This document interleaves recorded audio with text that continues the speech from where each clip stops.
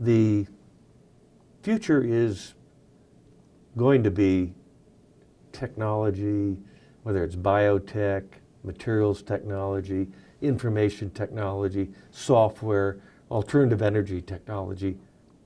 The future of the 21st century is rooted in technology.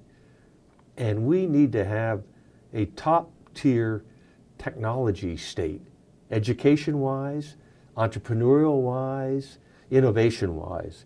That means you need to have great research going on in your universities. You need a venture capital community to help spin those ideas off into entrepreneurial startups. You need to have the right tax policy to make it attractive to have those startups here in the state. We need to short circuit what it took 50 years for Silicon Valley to do and do that in a few years here in Arizona. I think that you're going to see a continuation of some of the groundwork that's been laid. You know, in 1990, we were talking about the personal computer here started the internet.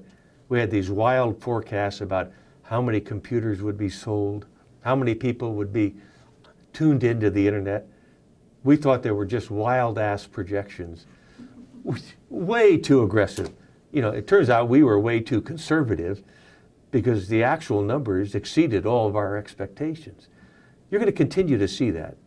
You know, you have built into the world now this gigantic network with all these nodes. Every internet user is a node on this network.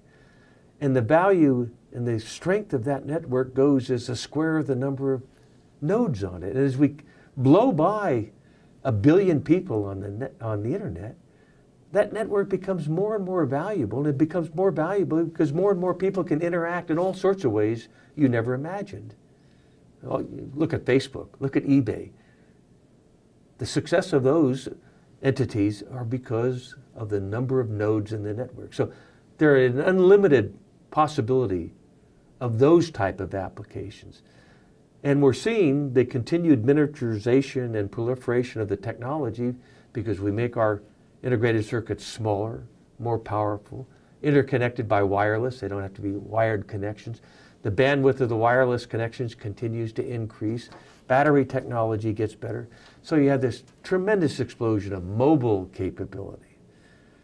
And so you then say, okay, where can I apply this? Can I apply this to medicine and healthcare? Absolutely. Can I apply it to education? Absolutely. Are we at the very early stages of those applications? Absolutely. I mean, those are going to be two areas where there's a phenomenal growth of technology in the future, and two basic problems that the United States has: how to educate our young people, do a better job at it, and how to get healthcare costs under control.